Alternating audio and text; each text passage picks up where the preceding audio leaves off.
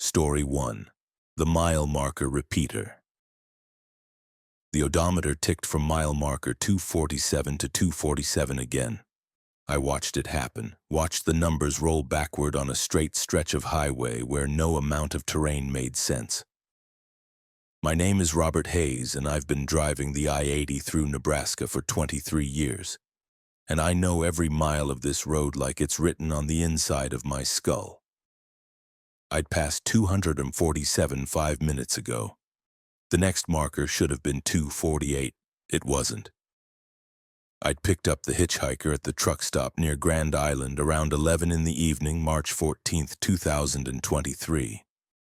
He was lean in that way that suggested he hadn't eaten real food in weeks, with eyes that held a peculiar quality I couldn't quite name.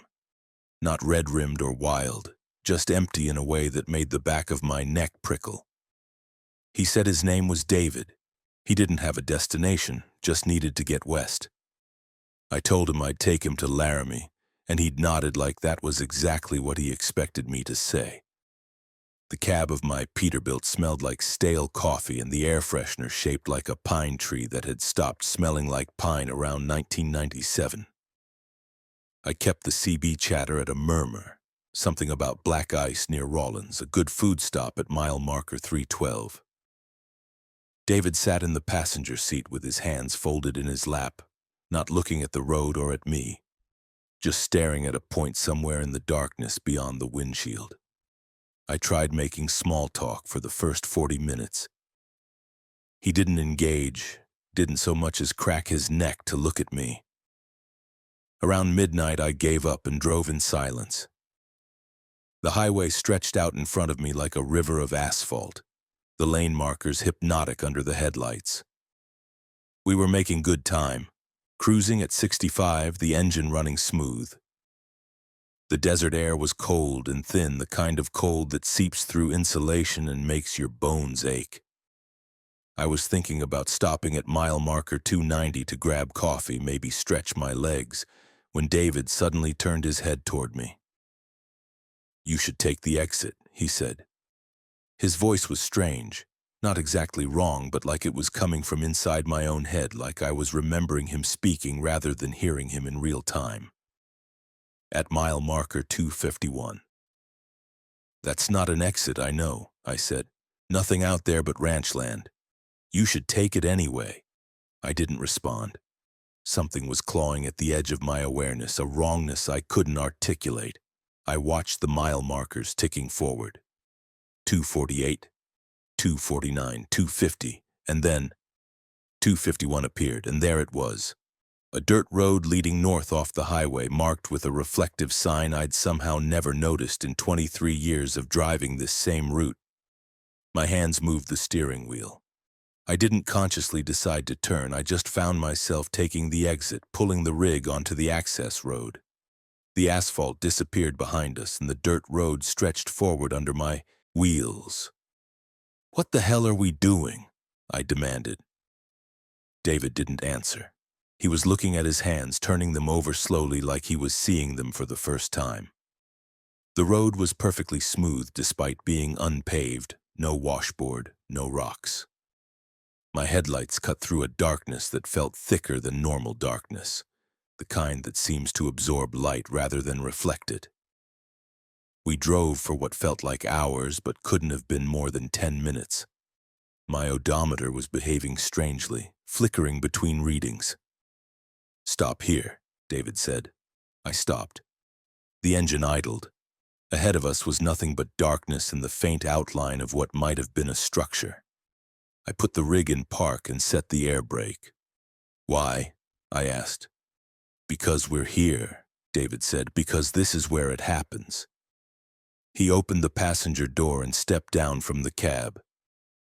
Against every instinct screaming at me to lock the doors and drive, I found myself cutting the engine. The silence that followed was absolute. No wind, no distant highway noise, just the settling creaks of the truck cooling. I climbed down after him, and my boots hit the dirt with a sound that seemed too loud. The structure became clearer as my eyes adjusted. It was a building, brutalist and wrong, All concrete angles and windows dark as teeth.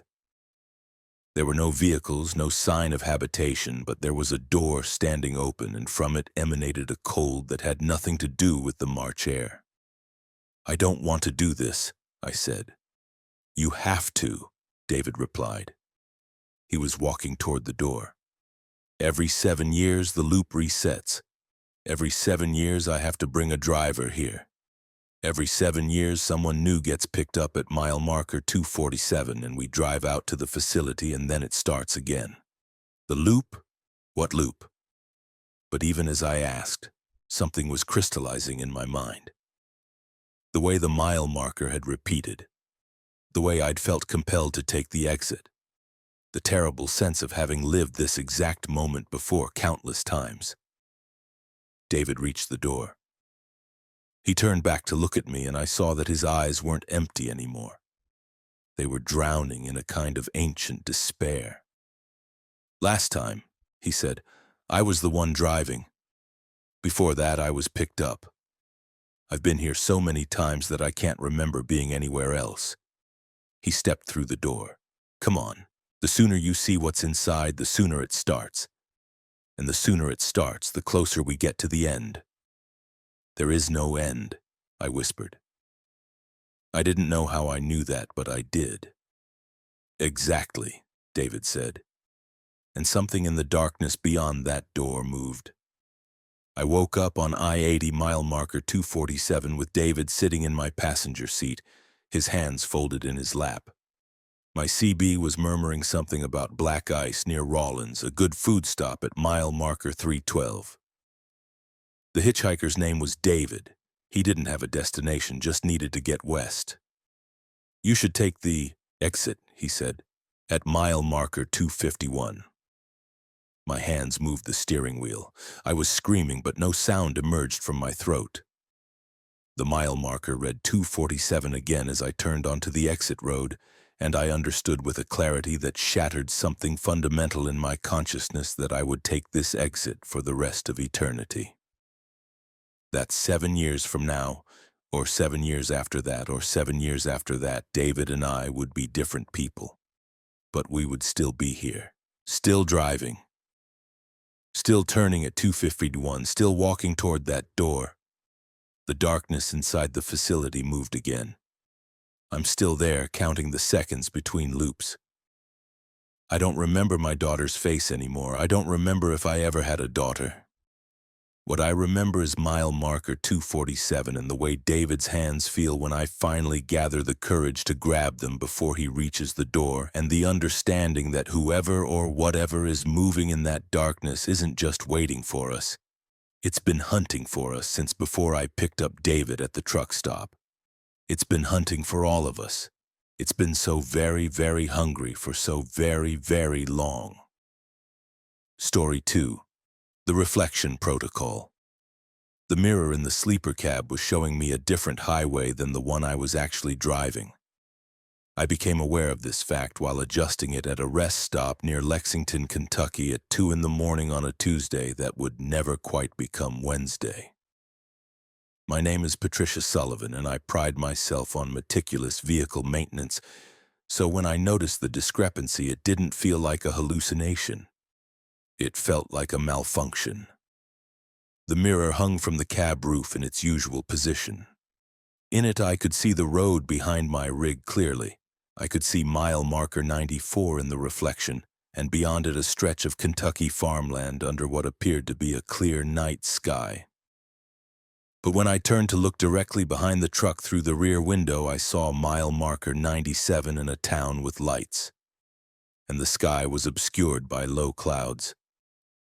I turned back to the mirror. Still 94. Still clear sky.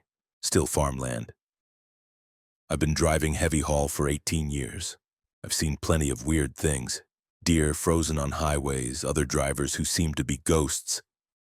That thing that happened in New Mexico in 2019 that I never spoke about to anyone. But I'm not easily rattled, and I'm certainly not given to panic. I checked the mirror's mounting hardware. Everything was secure. I cleaned the glass with paper towels and coffee. The discrepancy remained. I got back in the cab and sat in the driver's seat. The sleeper cab behind me was dark, lit only by the ambient light from the truck stop. I'd been awake for 17 hours, which was bad. I needed to sleep. But the mirror had activated something in my brain that was now running at full throttle. What if it wasn't a malfunction? What if the mirror was showing me something real? I started the engine and pulled back onto I-75 heading north. The road was nearly empty at this hour, just me and the occasional car, the occasional 18-wheeler doing the same job I was. I kept my eyes on the mirror. The reflection showed the same farmland, the same clear sky, the same mile marker 94. But as I drove forward, the numbers on my odometer advanced, 94 to 95, 95 to 96, while the mirror continued showing 94. The discrepancy grew. I was driving forward while the reflection stayed still. After 20 minutes of watching this impossible phenomenon, I realized something that sent an ice-cold spike through my chest. The mirror wasn't showing me the road behind my truck. It was showing me the road I wasn't taking. I pulled into the next rest stop, which appeared at mile marker 97, right on schedule according to the forward view, but completely absent from the mirror. I sat in the cab with the engine off and tried to process what I was experiencing. The mirror showed a road that, if I believed it, diverged from the highway I was on at mile marker 94. It showed a different reality, a different version of the highway. That's when I noticed the second mirror. I turned slowly in my seat. There was another mirror hanging from the opposite side of the cab, a mirror I did not remember installing. This one showed a third version of the road, a highway at night, but under an orange sky, with cars that seemed to be driving in slow motion, and mile marker 91, a mile marker I'd passed an hour ago. My breath came in short, rapid bursts. I turned back to the original mirror. Now it showed mile marker 92. The farmland had changed. The fences were gone and the fields had turned to dust. Clear sky had given way to what looked like a sandstorm somewhere between the horizon and the clouds. I got out of the cab. I stood in the rest stop's fluorescent lighting and looked at the truck as if seeing it for the first time. The mirrors reflected the rest stop, reflected my shocked face, reflected the other vehicles parked nearby. Everything normal, everything correct. But when I climbed back into the cab, 5 mirrors now, each one showing a different version of I-75. One showed mile marker 88. One showed mile marker 101.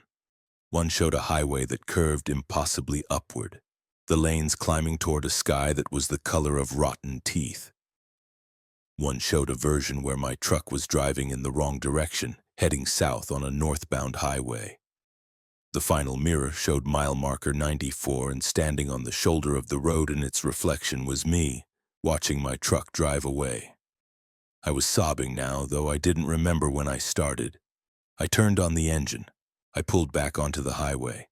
I didn't know which version of I-75 I was actually driving on. The speedometer read 65, but were those real miles? The mile marker said 98, but in the mirrors I could see 94, 101, 88, 91, and something called mile marker O written in a symbol that hurt to look at directly. The radio turned on by itself. Through the static came a voice that might have been my own voice, aged 50 years, saying, "If you keep driving forward, you'll reach the junction. If you take the left branch, you'll arrive in Knoxville. The other branches..." Static drowned out the rest. I got back off at the next exit. There was no exit. I was still on the highway. The mirrors now numbered 12. Each one showed a different mile marker, different weather, different versions of my truck driving through different versions of Kentucky. One showed my truck crashed into a median barrier. One showed it burning. One showed me driving it directly into a cornfield.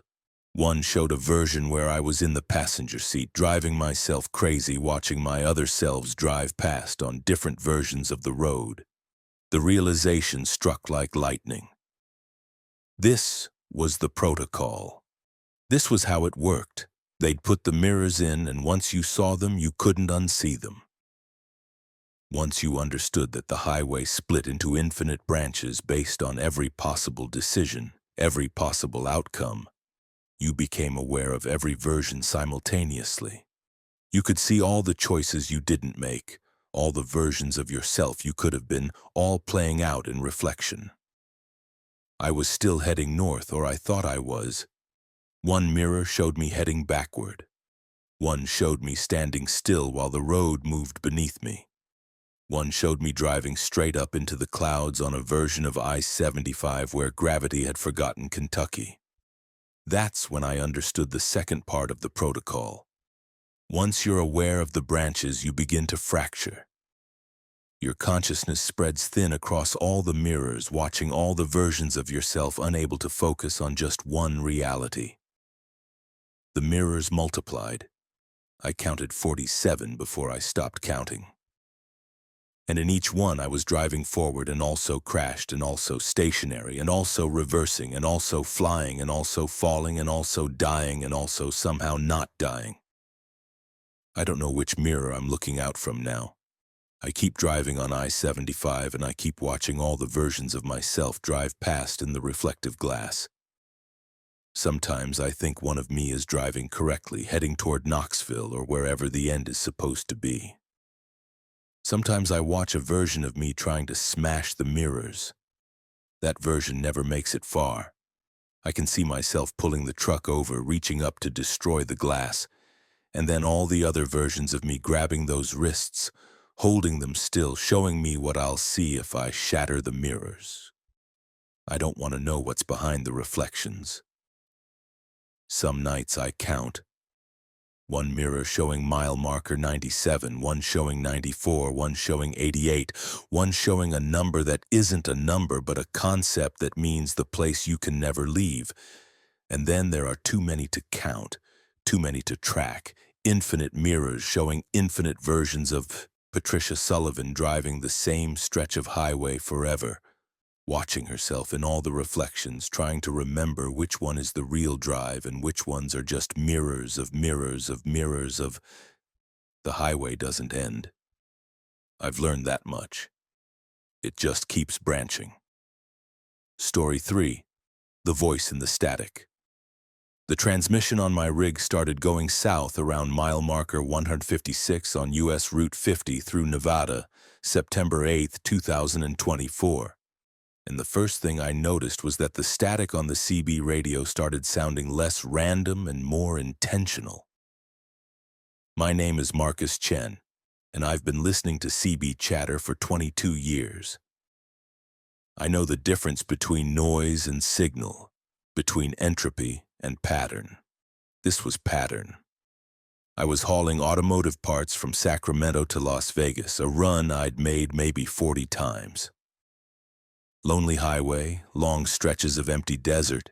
The Peterbilt was running solid despite being 11 years old. But I'd been planning to get the transmission serviced in Vegas anyway. I was crossing what locals call the Nevada table when the static resolved into something almost like words. At first I thought maybe a radio signal was bleeding through the CB frequency. Radio stations from nearby towns sometimes did that, particularly late at night, particularly when conditions were strange. But this voice, if you could call it a voice, it was more like the concept of a voice rendered in white noise, was coming through my headset directly as if being transmitted on the exact frequency I was listening on, with the exact modulation to bypass any filtering. "Can you hear me?" the voice said. Just those 4 words, repeated 3 times like a test transmission. "Can you hear me? Can you hear me? Can you hear me?" I turned the volume down. The voice got clearer. I turned it up.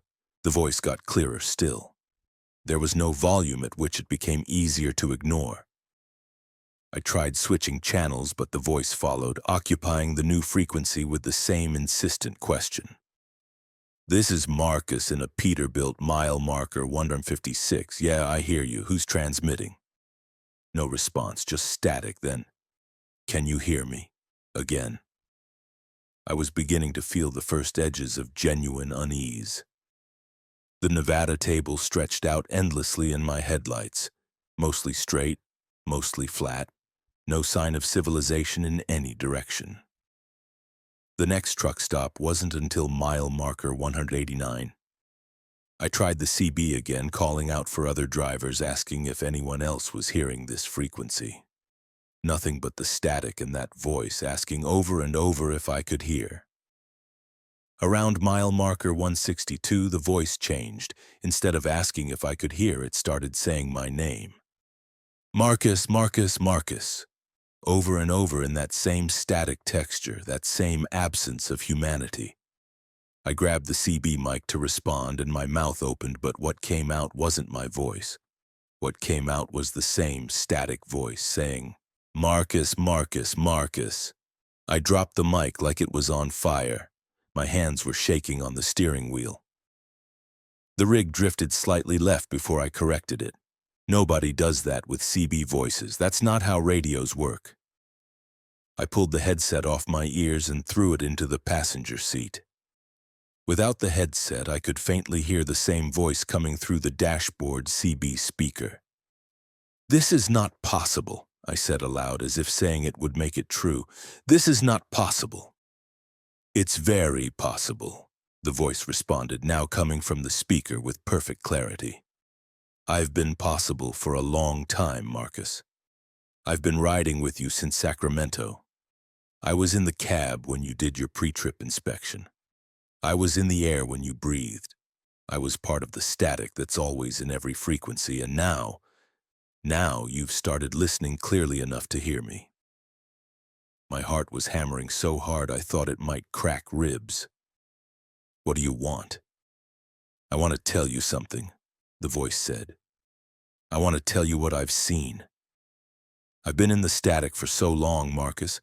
I've been in every CB frequency, every radio station, every signal passed through the air. I've been listening to everything, and what I've heard is beautiful and terrible, and I'm so tired of keeping it inside. The mile markers ticked past. 165, 166, 167. The road was completely empty. No other vehicles, no lights on the horizon, just me and the voice and the endless black desert. I've heard drivers confess to murders, the voice continued. I've heard mothers tell their children good night over the phone while someone else listened in the static. I've heard prayers and curses and songs and final words spoken into radios that picked them up and held them forever. I've heard secrets that would destroy people if anyone knew. I've heard love confessions and death wishes in the exact moment when someone decided to hurt themselves. Shut up, I said. My voice sounded small and pathetic against the enormity of the dark highway. I'm going to tell you what I've heard about you, Marcus. I'm going to tell you the secrets you've been keeping, the things you've never said to anyone, and then I think we'll see what happens to someone who's been listened to so thoroughly by something that exists in the space between all the sounds. And it started. The voice began listing things only I would know. Small things at first. How I'd lied to my wife about the routes I was actually taking, where I'd been spending nights, why the money was tight. Bigger things, darker things, things from my past that I thought I'd buried. The voice in the static knew about the accident in 2004 that I'd never reported. It knew about the girl I'd almost hit but did hit and didn't go back to check. It knew about the choice I made to keep driving instead of calling an ambulance, the way I'd rationalized it, the way the guilt had transformed into something else over the years. Not regret, but a kind of acceptance that I was the kind of person who would do that. I was crying, hands on the steering wheel, driving 65 mph through the Nevada table, while a voice made of static and malice whispered all my sins into my ear. Stop, I begged. Please stop. No, the voice said, and it continued. By mile marker 176, I'd admitted to myself that I was going insane. The voice couldn't actually know these things. This was a breakdown, a stress-induced hallucination brought on by too many hours, too much coffee. Something wrong in my head finally breaking. but the voice knew things that only I knew. It referenced conversations I'd had in this very cab years ago thinking I was alone. It quoted back my own thoughts, the internal monologue of guilt and rationalization that had been my constant companion for decades. At mile marker 181, the voice changed again. It wasn't asking if I could hear anymore. It was laughing, just laughing, a sound like wind through broken speakers, like the chaos of all communications simultaneously, like the death of meaning itself. And I understood something that made my blood turn to ice water in my veins. It wasn't in the CB system. The voice was in my head. It had been in my head all along. The static was just how it was manifesting to my ears, but it was already in my thoughts, already part of my consciousness, already as much a component of my mind as my own voice was. "We're the same now," it said inside my skull, no longer coming through any speaker. "You've listened so carefully that I've listened back. You've heard me, so now I hear you. Every thought you think, I'll be in the static between your thoughts. Every word you speak, I'll be in the space between the letters. You'll never be alone again, Marcus. You'll never have silence again. You'll never escape the sound of me hearing you, listening, always listening, in all the frequencies at once." I don't know how I made it to the Las Vegas truck stop at mile marker 189. I don't remember the drive. I parked the rig and haven't gotten back in the cab. I rent a room at a motel near the truck stop, but I don't go inside. I sit in the office and listen to the static in every device, the television, the radio, the refrigerators humming. And I can hear it. I can hear the voice that is no longer separate from me. It's been 3 weeks now. I haven't eaten more than I needed to. I haven't slept without hearing it. I don't know why I bothered coming to Vegas. I don't know why I haven't. The static tells me not to finish that thought. The static tells me there's a better option. The static tells me that if I just listen carefully enough, if I focus on the white noise long enough, I might find the point where the frequencies align and I can finally understand what it means to be completely and totally heard. By something. By everything. The voice is telling me that's only a few more miles down the road. Story 4. The Road That Breathes. The asphalt under my wheels was moving like flesh, like something alive was breathing from underneath, and I was close enough to the surface to feel it expanding and contracting in a rhythm that didn't quite match my heartbeat. My name is David Torrance, and I drive a reefer unit for a pharmaceutical distribution company, and on October 19, 2023, I picked up a load of temperature-controlled vaccines in Denver heading for Salt Lake City on I-80. By mile marker 123, the highway was breathing, and by the time I reached mile marker 129, I was pretty sure I was losing my mind or already dead. The first sign that something was wrong was the texture. Normal asphalt, even under a heavy truck, maintains a certain consistency in the feedback you feel through the cab. But this was different. Every 30 seconds or so, there was a give. A subtle depression in the road surface, like the highway was exhaling beneath me. It wasn't dramatic, wasn't enough to significantly jostle the load. It was just enough to be wrong. Just enough to make the back of your skull start screaming. I took the exit at mile marker 125 to check the tires, thinking maybe I had a slow leak, something affecting the suspension. The tires were fine. Pressure was perfect. No bulges, no damage. I stood there in the truck stop parking lot for 10 minutes.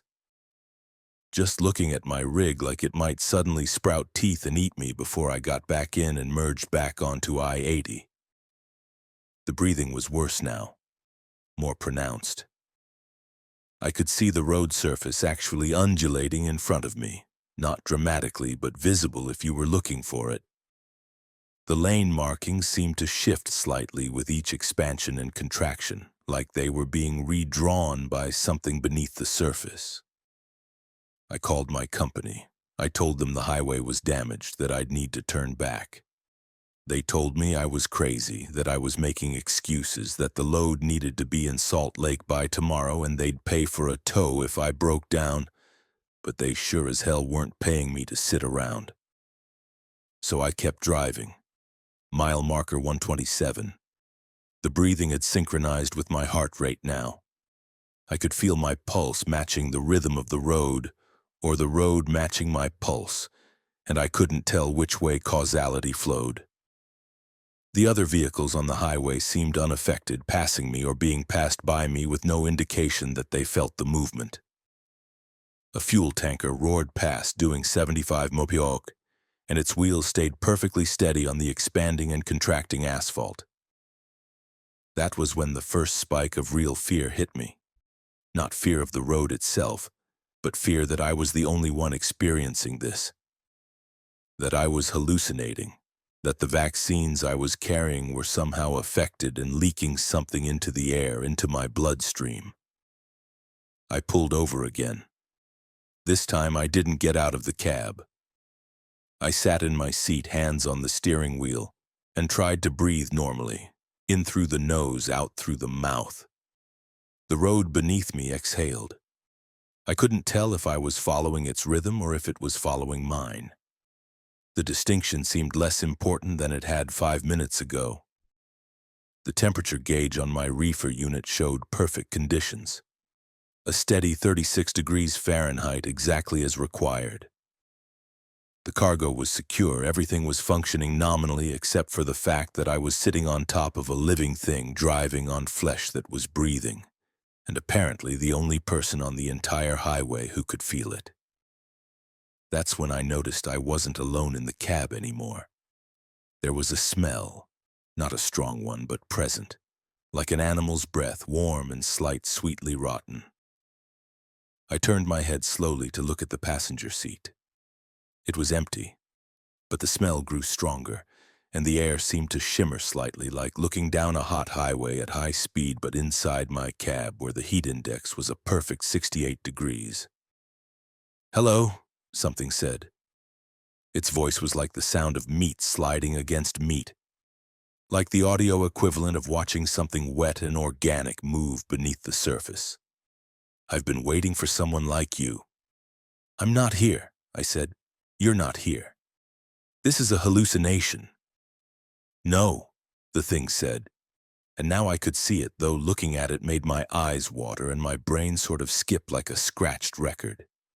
It was roughly humanoid, made of the same material as the road, flesh-colored asphalt that glistened in the afternoon light. "I'm very here. I've always been here.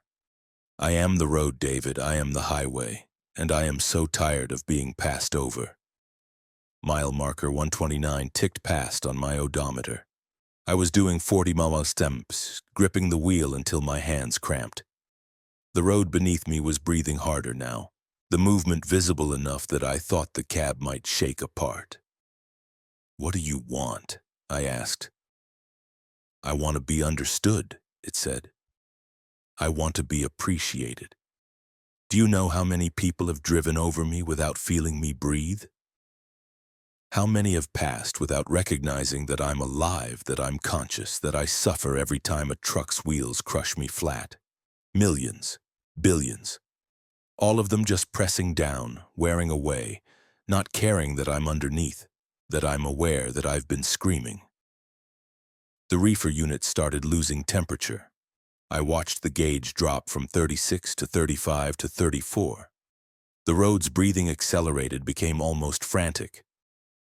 The vehicle was moving slower now, responding less to my inputs, like my connection to it was degrading.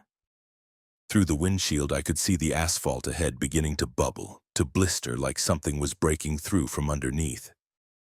"Your cargo," the thing said. It was still in the passenger seat, but now I could see it more clearly. Or perhaps I was going blind to its specific shape and just accepting its presence as the price of continued sanity. "Your vaccine samples.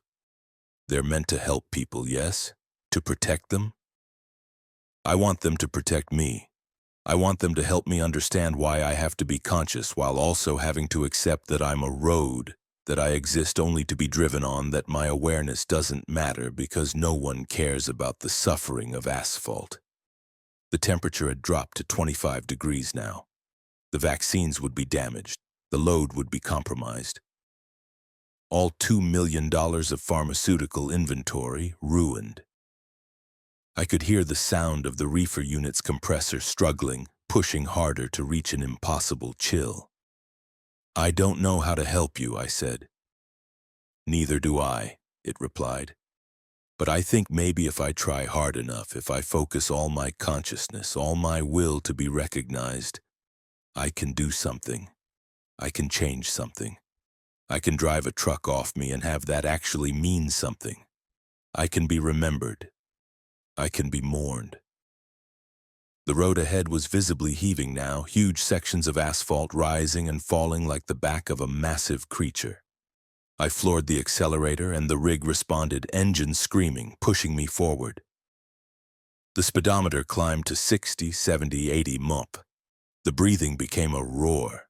The thing in the passenger seat was laughing now, that horrible meat-on-meat sound.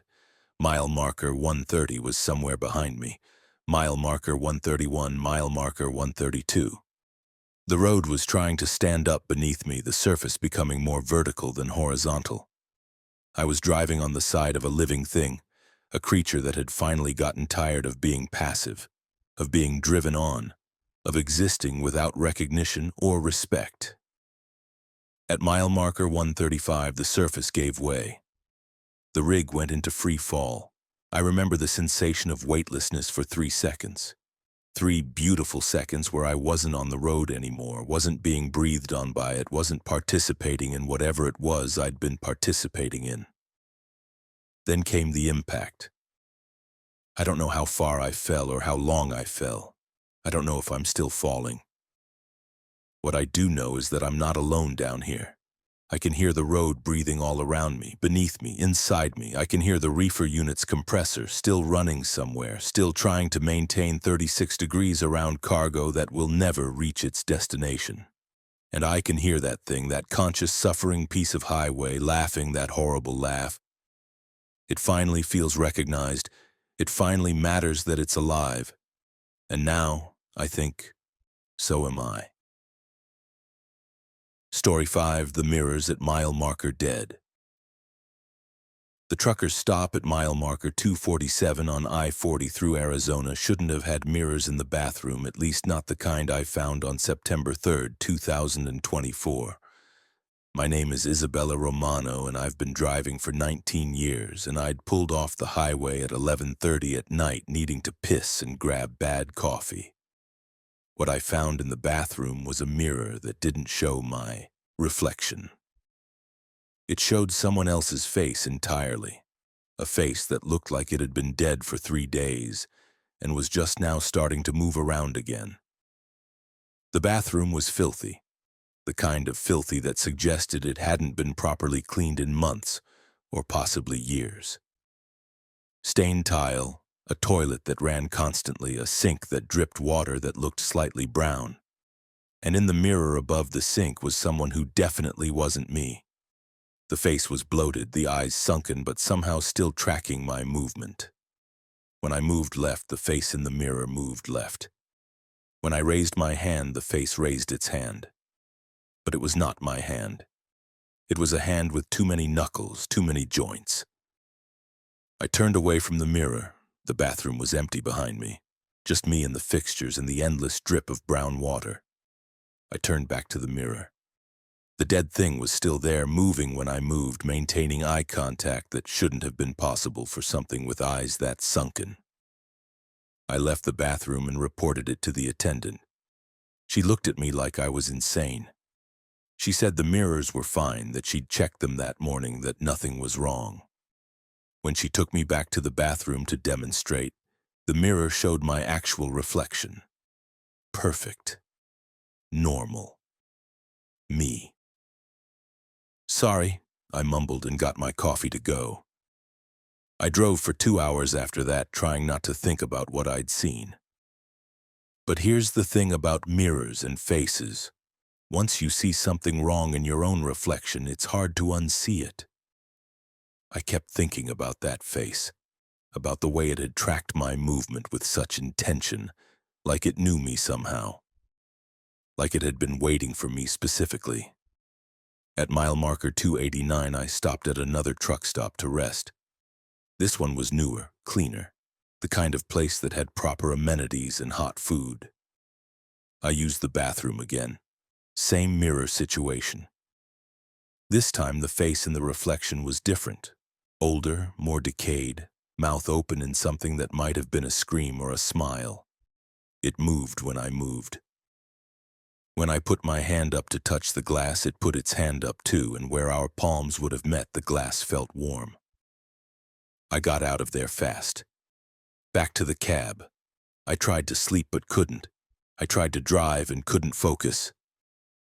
By 3 in the morning, I was parked at a rest stop, shaking, trying to convince myself that I was hallucinating, that the stress of the road was getting to me, that I needed to see a doctor when I got off shift. At mile marker 312, I pulled into another truck stop. This one was old, pre-80s, the kind of place that was slowly decaying in the desert. I needed to use the bathroom again. A lot of coffee, a lot of anxiety. This time there were mirrors everywhere. In the bathroom itself, mirrors covered every wall. And in every mirror was a different dead face, all of them tracking my movement, all of them moving in perfect synchronization.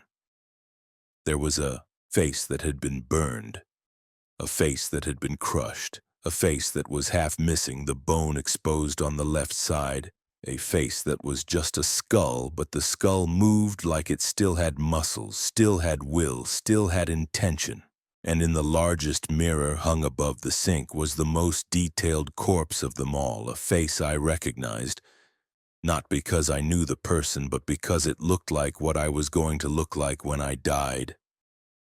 That's when I felt the first impact. It was subtle, my sternum, like something had tapped it from the inside, then another, then another. My heart was skipping, not in the normal way where you feel a flutter. This was different. Each beat was followed by something else, something rhythmic and wrong, like my heart was being knocked around by something from inside my rib cage. I ran. I burst out of the bathroom, through the truck stop, back to my cab. The rig was parked perfectly, engine off, everything normal. I got in and locked the doors and sat there, hands shaking, feeling my chest doing something it shouldn't have been able to do. My heartbeat was double time, and underneath the double time was something else. Something moving in counterpoint, something that had its own rhythm and wasn't interested in cooperating with my biological systems. By mile marker 340, my heart was doing 6 different rhythms simultaneously. I couldn't count them all. By mile marker 355, I was driving erratically because I couldn't focus on anything except the sensation of something moving inside my chest. By mile marker 370, I realized that I could see it. There was something beneath my skin, something pressing out from inside, something with a shape and an intention. I could see the faint outline of it moving beneath my sternum, and when I looked up at the side mirror of my cab, I could see its face through my own skin, superimposed over my body. It was one of the dead faces from the bathroom mirrors. "No," I said. "No, no, no, no, no." "Yes," something said. The voice was coming from inside my own throat, which meant I was hearing myself speak and hearing something else speak with my voice in perfect unison. "Yes, yes, yes, yes, yes." I swerved into the right lane without looking. An SUV honked and braked. I swerved back. I was doing 85 mph and the thing inside me was growing heavier with every second. I could feel it pressing against my ribs from the inside, pushing outward like it was trying to escape. And the worst part was, I understood what it wanted. I understood why all those dead faces had been watching from the mirrors. They'd been waiting for someone to look at them directly for too long. They'd been waiting for someone to really see them, to maintain eye contact, to create a bridge between the reflection world and the actual world. And I'd done it. I'd seen each face, and each time I saw one, I was bringing it through, inviting it into the vehicle. And now they were all settling inside me, all trying to share the same body, all fighting to decide which face would be the one looking out of the mirror when I finally stopped to check my reflection again. "Let me out," the thing said through my mouth. "Let me out and we can both be free." I jerked the wheel hard right. The cab tilted. Metal screamed. I saw the guardrail coming, but only in the peripheral, the way you see something in a dream where the details don't quite matter because you're falling anyway. I'm in the mirror now. I've been in the mirror for 3 weeks, watching people come into bathrooms, watching them see my face, watching them look too long. Some of them scream. Some of them run. But one of them will look long enough and I'll find out what it's like to drive, to move, to feel flesh that's still warm instead of this cold, reflective surface. One of them will be brave enough or foolish enough to hold my gaze, and then I'll get to be real again. And the mirror I'm trapped in shows me another reflection, and that reflection shows another mirror, and that one shows another reflection, and it goes deeper and deeper, infinite dead faces in infinite mirrors, all of us waiting to be seen, all of us waiting to escape. Story 6. The Repeating Mile. My odometer was wrong. I've run a tight ship with this vehicle for 9 years. Regular maintenance, log books precise to the minute, pre-trip inspections that took me 45 minutes every morning because I believed that vehicles don't fail you if you respect them. But on August 27, 2025, the odometer stopped advancing at 437,892 miles. My name is Robert Caldwell, and I was hauling frozen goods from El Paso to Phoenix on I-10, and that number, 437,892, would be the last number it would show for the next 7 days. The first time I noticed it was at mile marker 61, about 2 hours into the drive. I'd gotten coffee at a truck stop and made a mental note of the mileage before pulling back on the highway. 437,892 miles. 2 hours of highway driving later, I checked again. Still 437,892. I figured it was a sensor malfunction. Probably the odometer wasn't registering the pulses from the transmission. I kept driving. The refrigerated goods needed to stay at a steady temperature, and the load was worth about $18,000. I could get the odometer fixed in Phoenix. By mile marker 73, I was starting to feel something in my gut that wasn't quite panic, but was definitely its younger sibling. The odometer still read 437,892. I'd driven for 3 hours, and the vehicle insisted I hadn't driven anywhere at all. I pulled over at a way station and checked my GPS. It showed I'd traveled 97 miles from El Paso, putting me right about where my mile marker position suggested I should be. The GPS was showing distance accumulation correctly. Only the odometer had stopped. I called dispatch. The guy on the phone told me it was probably just a mechanical odometer gear, that it would start working again, that if it didn't, I should get it fixed in Phoenix like I'd planned. "Don't worry about it," he said. "The GPS works. Your location is being tracked. You're fine." But I wasn't fine. There was something deeply wrong about having the vehicle's actual experience of distance separate from the vehicle's recording of distance. If the odometer wasn't counting the miles, were the miles real? I'd driven them, felt them, lived through them, but the vehicle had decided they didn't happen. Which version of reality should I trust? At mile marker 85, I stopped at a bathroom break and checked the odometer one more time. It had moved, just barely. Now it read 437,893. Only 1 mile had been recorded, despite the fact that I'd driven at least 12 miles since mile marker 61. The accumulation of distance had become wildly out of sync with actual highway progress. I was covering ground faster than my vehicle would admit to covering it. The drive from El Paso to Phoenix normally took about 8 hours. 4 more hours in, I stopped for dinner at mile marker 127. The odometer still read 437,893. I'd driven at least 40 more miles. My GPS confirmed it. but the vehicle had only advanced 1 mile in my recorded experience. I sat in the truck stop restaurant and tried to process what this meant. If I was driving miles that the vehicle refused to count, were those miles part of my life? Could they be retroactively erased? If I died and my odometer was the official record of how far I'd driven, would my death have happened in a place where I'd only driven 437,893 miles despite the fact that I'd lived through maybe 437,930? I finished my burger and got back in the cab. Something had shifted in the way I was thinking about the drive. The disconnect between subjective and objective distance was starting to create a kind of metaphysical vertigo. I'd experienced driving these miles, my body had lived through them.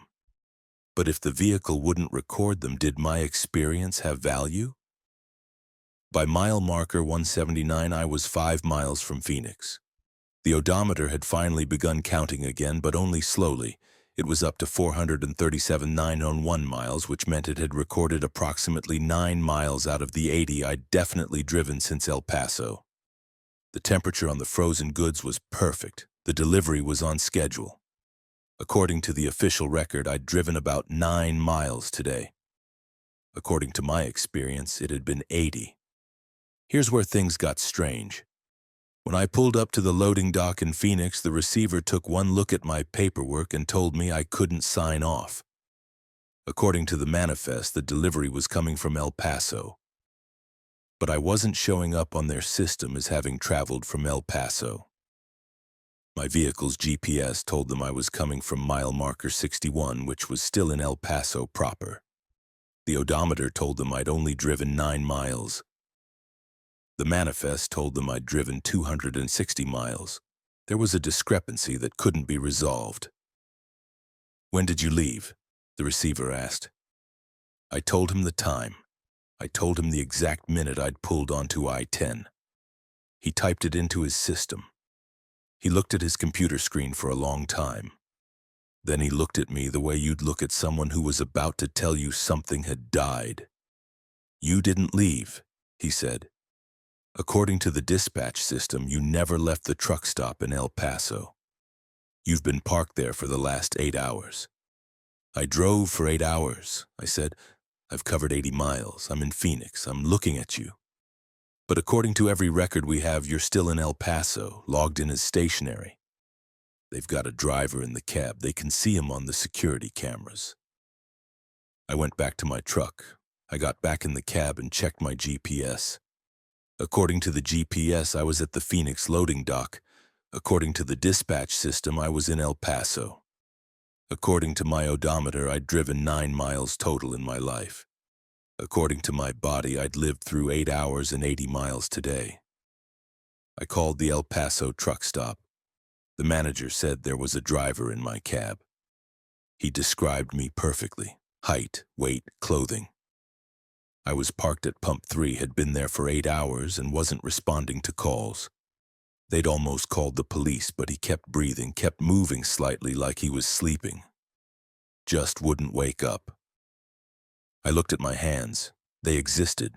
I raised them up and down. They moved. I was definitely real and definitely present in Phoenix. But there was apparently another version of me in El Paso, in my cab, asleep or in a trance, not moving and not responding. The receiver called dispatch. Dispatch called El Paso. By the time a manager got to my cab at the truck stop in El Paso, I was gone. Or the version of me that was there was gone. The seat was empty, the cab was empty, but my logbook was there, and the entry for today showed: started 437,892 miles, ended 437,892 miles, distance traveled 0 miles. I'm still trying to figure out which version of today actually happened. The one where I drove 80 miles, but my vehicle refused to record any of it. The one where I'm still parked in El Paso, sleeping or dead. The one where I never left. Somewhere there's a version of my odometer that's counting up the phantom miles, recording distance I didn't experience, logging a journey I never took, and I'm starting to suspect that the version of me that's really here really in Phoenix might be the least real of all. Story 7. The thing that drives the other drivers. I realized something was controlling the other drivers on I-95 outside Jacksonville when I saw a sedan steer directly into a concrete barrier at 70 mph sheared without braking, without trying to avoid it. My name is Kevin Huang, and I've been driving heavy haul for 15 years, and I've seen a lot of accidents, most of them stupid, some of them tragic, none of them deliberate. This was deliberate. The sedan had swerved left across 2 lanes to hit the barrier. The driver was making active steering inputs to ensure impact. It wasn't an accident, it was a choice being made by someone who definitely wasn't in control of their own body. The crash happened about 20 yards in front of my rig.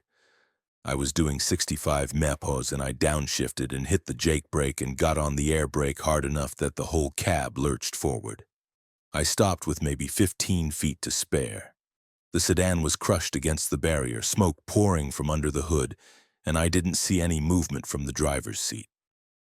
I grabbed my fire extinguisher and ran toward the vehicle, but I could already tell from the angle of the impact that nobody was walking out of that one. Then the driver door opened. The man who emerged from the sedan was wrong. Not injured wrong, though he should have been completely shattered given the force of the impact. But wrong in a more fundamental way. He moved like something else was operating his body, like the signals coming from his brain were being intercepted and retransmitted with a half-second delay. He stepped out of the destroyed vehicle and looked at me, and his eyes didn't have anyone home behind them. "You need to get back to your vehicle," he said. His voice came out in a monotone, perfectly flat affect. "Get back to your vehicle and keep driving north on I-95. Don't stop until mile marker 247. Don't pull over. Don't try to call for help. Just drive north." "I'm calling the police," I said. I had my phone out. 911 was already dialed. "No, you're not," the man said. And he was right. My fingers had stopped moving. I was staring at the phone screen, unable to execute the command to press the call button. My arm was moving. It was putting the phone back in my pocket against my conscious will. My feet were walking backward toward my rig. Whatever was directing my actions had decided that I was going to comply. I got back in the cab. I put the truck in gear. As I pulled back onto the highway, I could see the sedan driver standing by the wreckage, completely motionless, watching me accelerate away. In my mirrors, other vehicles were beginning to pull over, beginning to stop for the accident. I watched in horror as each driver emerged from their vehicle and then just stood there, motionless, looking north in the direction of I-95.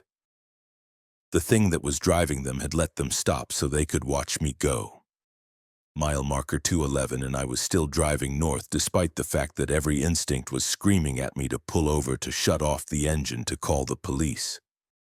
But my hands were on the wheel and my foot was on the accelerator, and my eyes were scanning the road ahead, and none of these things were being done by me.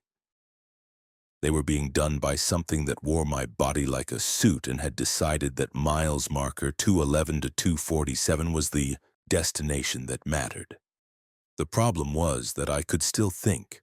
I could observe the fact that I wasn't in control. I could understand what was happening even though I couldn't stop it. This was somehow worse than being unconscious because it meant I got to experience my own lack of autonomy. Get to witness all the decisions I wasn't making. Get to feel the wrongness of puppetry while the strings were still attached. At mile marker 233, I felt the thing's attention turn inward. There was a moment where it was checking my memories, sifting through them like someone going through old files. I felt it cataloging my life, my family, my address, the route I usually drove, the weaknesses in my psyche, the things I feared most. I felt it deciding that it could use me, not just as transportation, but as a tool, a permanent tool. Other trucks began appearing on the road. Tractor trailers, box trucks, even an ambulance came from a side road and merged onto I-95 heading north. All of them driving at exactly 65 miles in perfect formation. All of them driven by things that wore human shapes but had no humans inside them anymore. I watched them in my mirrors and understood that I was going to be one of them for as long as the thing inside me decided it needed a body to drive. The mile markers ticked forward, 235, 236, 237. We were in a convoy now, 14 vehicles moving in perfect synchronization. No variation, no independence, just a fleet of borrowed bodies heading north for a purpose I couldn't comprehend because the thing inside my skull didn't want me to understand. Every so often I felt it consider letting me go, considered the effort of maintaining control, and then decided that no, I would continue to be useful. I would continue to drive. Why? I managed to ask. My voice came out strange, like I was listening to myself speak through layers of interference. Because, the thing said through my mouth, your kind makes such good vehicles. Better than the cars and trucks you build. Your bodies move exactly where the mind directs them, and your minds are easy to direct. We've been using your kind for a very long time, on very many roads. You're only beginning to notice now because we've stopped being subtle. Mile marker, 244. Mile marker, 245. The sun was setting in front of us, turning the horizon the color of infected tissue. The convoy was tightening, moving closer together. What happens at mile marker 247, I asked. That's where we stop being hungry, the thing said. That's where we've prepared a place. That's where the vehicles park and the drivers stay. That's where you become useful for more than just driving. Mile marker 246 appeared ahead. I was still conscious. I was still trapped in my own body, watching it move, watching it follow orders. I could see the other drivers in their vehicles, all with that same slack-faced expression, all with that same emptiness behind their eyes. In the rearview mirror, I could see the highway stretching back the way we'd come, and standing at various mile markers were more figures, more people, more drivers who'd reached mile marker 247 and decided to stop, to park, to stay. Mile marker 247 was coming up now. There was a facility off the right side of the road, something that looked like a warehouse but made of materials that seemed to absorb light instead of reflect it. The convoy was beginning to veer toward the exit. I could feel the thing inside my head growing satisfied, preparing to add my body to whatever collection awaited us there. And I realized, in the moment before we took that exit, that I would never escape this. That whatever I was, consciousness, soul, self, would continue to exist inside this body, continue to be aware, continue to witness everything that happened, for as long as the thing inside my skull decided it needed a vessel. I'm still driving, you see. Still on I-95, still north of Jacksonville, still in convoy with the others. And the thing that drives me has learned that leaving us conscious makes us better at our purpose. We drive more cautiously, we anticipate the road better. We make fewer mistakes, but sometimes in the moments between mile markers I can feel my drivers, the ones still on the roads, the new ones we've collected, wondering when they'll reach their own mile marker 247. Wondering when they'll finally be allowed to stop driving and start standing still. Wondering if standing still is really so different from driving. Story 8. The passenger who kept arriving before she boarded. The passenger in my cab at mile marker 89 on U.S. Route 285 in Colorado was the same passenger who would board my cab 3 hours from now at mile marker 203, which was a problem because I hadn't picked her up yet, and she was sitting in my passenger seat looking at a watch that seemed to be running backwards. My name is James Mackenzie, and I haul lumber and construction materials, and on November 2nd, 2024, I picked up something that broke approximately every law of physics I'd bothered to think about in the previous 45 years of living. She materialized just after mile marker 89. I was alone in the cab, cruising at 62 Menip, listening to country music on the radio, when the passenger door opened and shut, and there she was. A woman, probably late 60s, wearing clothes that were simultaneously brand new and falling apart. The fabric was pristine on her right side, but ragged and filthy on her left. Her hair was similar, perfectly coiffed blonde on one half, matted gray on the other. "You're going to pick me up later," she said, "at the Flying J near mile marker 203, but I'm traveling backwards through time relative to the route, so I'm arriving earlier than my departure. I know this is confusing." "You're not making any sense," I said. "And how did you open my locked door?" "Time is quite flexible along this stretch of highway," she continued, ignoring me completely. "If you drive north on 285 past mile marker 300, you enter a zone where causality becomes negotiable. I discovered this by accident when I was traveling east 4 days ago. Or I will discover it, or I'm currently discovering it. Tense becomes irrelevant." I pulled over. The woman remained in her seat, looking at that backwards watch. "Get out," I said. "I can't," she replied. "I haven't boarded yet. I won't board until mile marker 203. So I'm stuck here in superposition, literally here and not here simultaneously. It's actually quite painful." I got out of the cab and walked around to the passenger side. The door was still locked.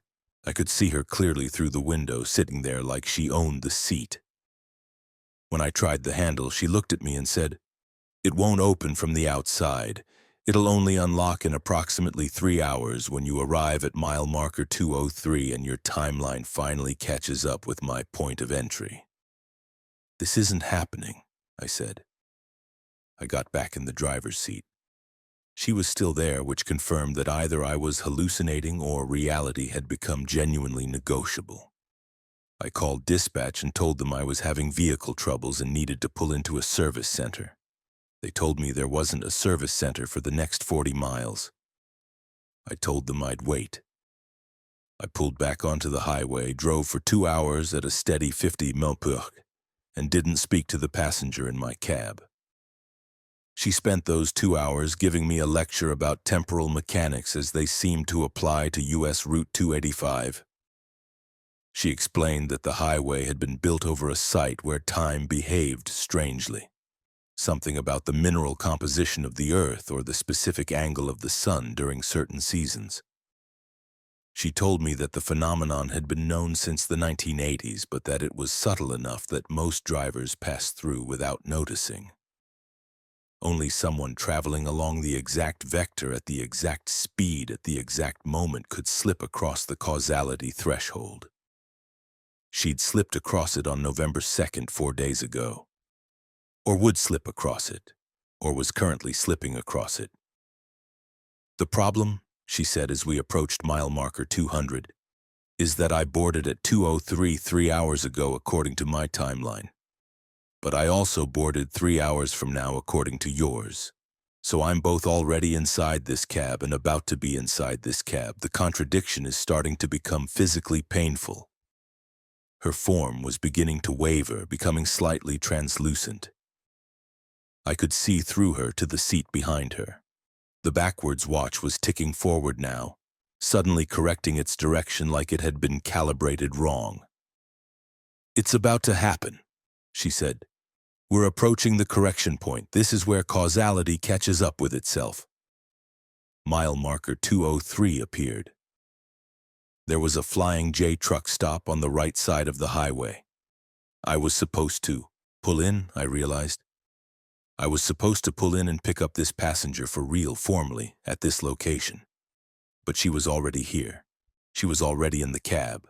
So what would happen when the timeline synchronized? I took the exit. I pulled into the truck stop. I was shaking. I pulled up to the loading area and put the truck in park. The passenger door clicked. The lock disengaged. The woman in the passenger seat let out a sound that was part relief and part agony. "Thank you," she said. And then she was gone. I looked around the parking lot. Standing near the entrance to the truck stop was an elderly woman in clothes that were brand new on one side and falling apart on the other. She started walking toward my cab. She opened the passenger door. She climbed in. She closed the door. "I need a ride north," she said. "Where are you headed?" "How far north?" I asked. "As far as this highway goes," she said. "Or back to where it started, depending on how you measure it." I pulled back onto US Route 285. Mile marker 203 ticked past. Mile marker 204, 205, 206. The woman in the passenger seat began to talk about the nature of time and roads and the way that certain routes could trap you in causality loops if you traveled them at the right speed. She talked about the people she'd met on this road, all of them experiencing the same phenomenon, all of them existing in multiple times simultaneously. Around mile marker 240, I realized something was wrong with my perception. I was seeing two road configurations simultaneously, the highway as it was now and the highway as it had been when I first saw her at mile marker 89. No, that wasn't right. I was seeing the highway as it would be at mile marker 89 in 3 hours' time when we arrived there traveling backwards somehow. "You've entered the zone," the woman said. "You're beginning to experience nonlinear causality. Eventually, you'll start existing in multiple moments at once, just like me. Eventually, you'll be the one arriving before you board, existing in superposition, stuck between the moment you pick someone up and the moment they pick you up." "How do I stop this?" I demanded. "You don't," she said. "You just keep driving. The highway will sort itself out eventually, or it will keep looping forever. Either way, you'll get used to it. I don't know how many times I've driven this route now. I exist in multiple moments simultaneously. I'm at mile marker 89 for the first time. I'm at mile marker 203 picking up my passenger. I'm somewhere between 200 and 300 experiencing causality collapse. And I'm probably about to exist at every other point on the highway that falls within the temporal distortion zone. Sometimes I'm the driver and she's the passenger. Sometimes I'm the passenger and she's the driver. Sometimes we're both driving and neither of us is driving. Sometimes the passenger seat is empty and I realize that I'm the one who will be empty in 3 hours. That I'm existing in the moment before I disappear, that soon I'll be watching myself pull into the Flying J looking for whoever I'm supposed to pick up. The backwards watch is now on my wrist. I've stopped trying to read it. I just keep driving mile marker 203 to mile marker 89 and back again, existing in all the time simultaneously, waiting for the next passenger to appear who's arriving before they board. Waiting for the highway to finish whatever it's calculating. Story 9. The Receiver on the Road. The radio voice that wasn't coming through any radio started just after mile marker 156 on Route 50 through Nevada, where the desert is so empty that even the concept of human connection feels like a desperate hallucination. My name is Clayton Ford, and I've been driving a Volvo for 12 years. And on December 18, 2024, I started receiving broadcasts that weren't being transmitted by anything in the physical world. They were being transmitted from somewhere else, somewhere older, somewhere that had been waiting for someone to be alone enough, empty enough to actually listen. The voice was human, or had been at some point. It had the cadence of human speech, but with a quality that suggested it was being reproduced from a template rather than generated organically. Like listening to an AI trained on old radio broadcasts from the 1950s, but something had gone very wrong in the training process. "Can you hear me?" the voice asked. "I've been transmitting for 47 years. I started at mile marker 1 of this route, and I've been broadcasting eastward in linear time this whole time, hoping someone would eventually be traveling in the right direction to pick up my signal." I turned the radio off. The voice continued. "I know you turned off the radio," it said. "The radio is just one vector for my transmission. I'm transmitting through the engine vibrations. through the vibrations of the tires on the asphalt, through the electromagnetic field generated by the truck's electrical system. You're receiving me in the part of your brain that processes all stimuli, not just the audio input. What do you want? I said. I want to tell someone what I found, the voice replied. I want to explain what I discovered when I drove so far out into the desert that the road stopped being a road and became something else, something that existed in multiple places simultaneously, something that led to places that shouldn't exist. I tried to focus on driving. I tried to ignore the voice that was coming from everywhere and nowhere, but the more I tried to ignore it, the more insistent it became. It was no longer outside my hearing. It was inside my head, integrated into my thoughts. There's a place, the voice continued and passed mile marker 287, a place where the road intersects with something older, something that was here before the road was built. The indigenous peoples knew about it. They called it the place where travel goes sideways. They built their settlements in a wide circle around it, never going directly across it, always detouring around the edges. You're not real, I said. You're a stress hallucination. I'm real enough, the voice replied. Real enough to have spent 47 years observing what happens to people who cross through that place. Real enough to have collected data.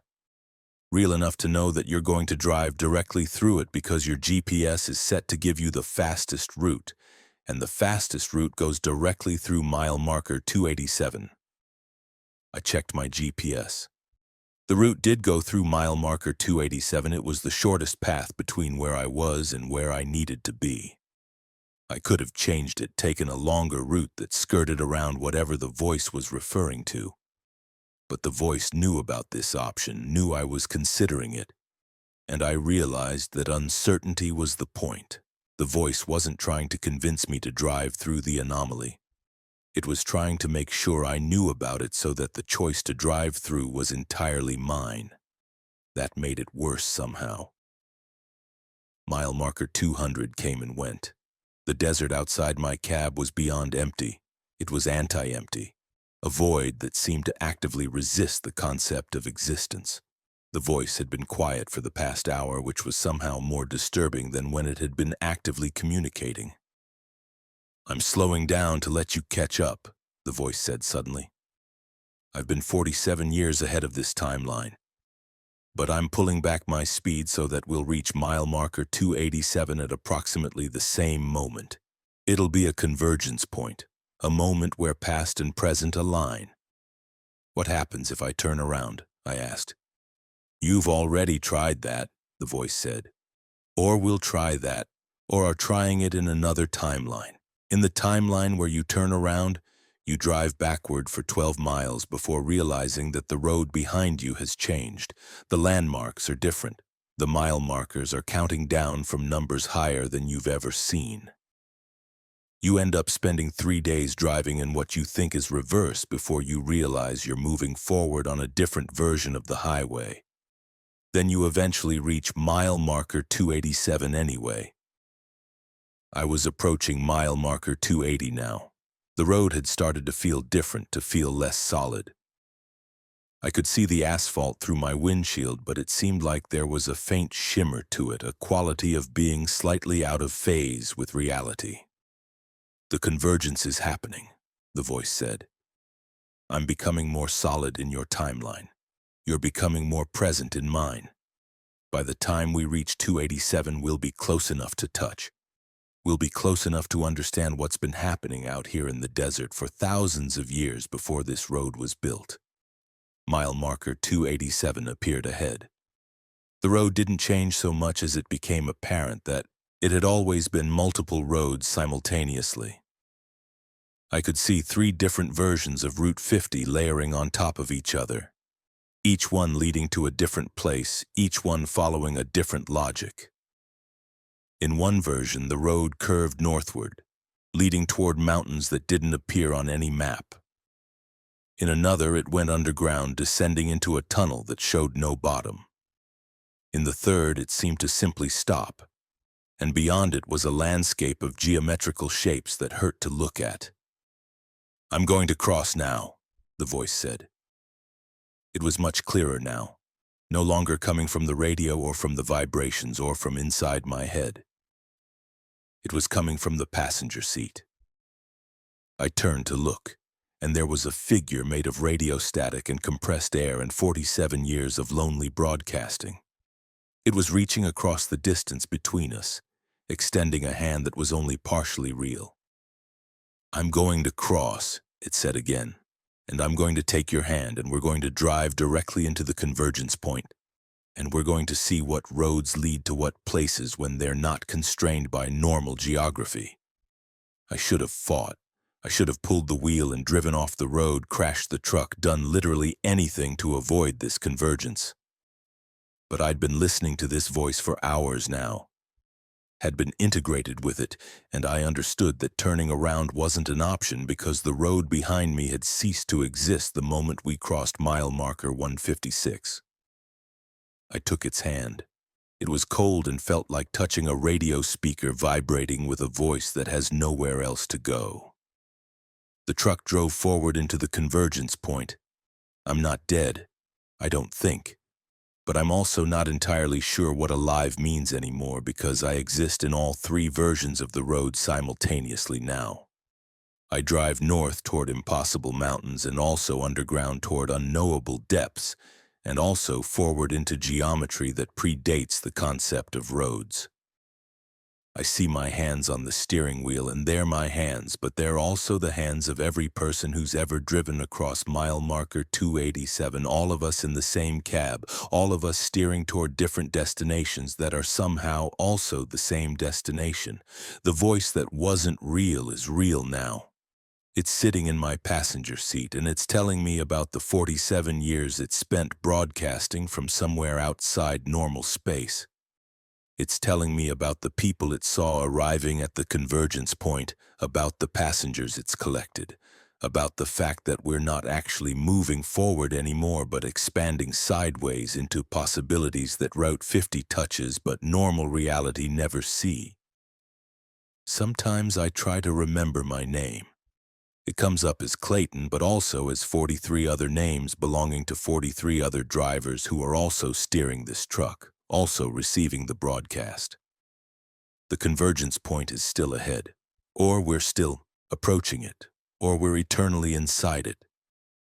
We keep driving toward mile marker 287, which we both left and never left and are still approaching.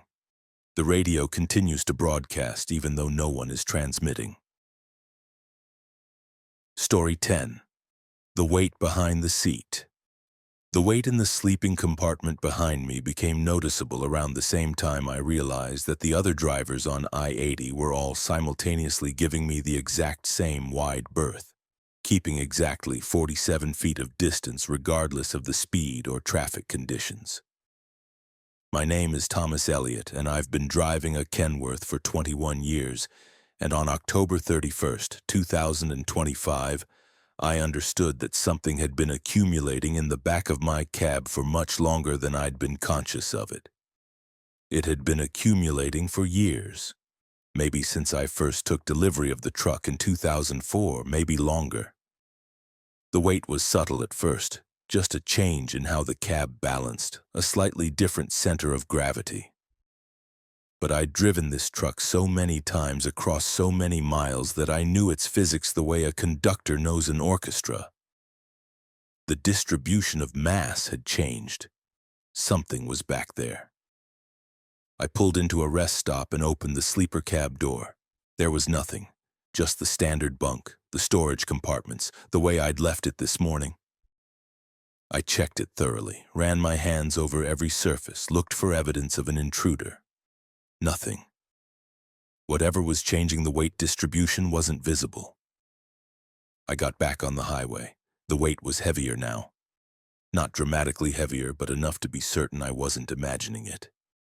The truck's acceleration response was slightly different. The braking bias had shifted. I was moving approximately 300 pounds of extra mass that wasn't technically present in the cab. Around mile marker 147, I looked in my mirror and saw the other drivers more clearly. There were maybe 15 vehicles around me, semis, cars, pickup trucks, and they were all maintaining that exact same distance. 47 feet. I did the math. That was approximately 14 meters, which in numerology, or if you believed in that sort of thing, might have some significance. But this was physics. This was traffic. There was no reason for such a precise distance, unless the other drivers were being coordinated. The weight in the back of my cab intensified. I could feel it now as a kind of pressure against the back of my seat, as if something were leaning forward trying to rest its weight against my shoulders without actually making contact. The sensation made my skin crawl, made my hands grip the steering wheel tighter. "Hello?" something said. The voice was coming from behind me, from inside the sleeper cab.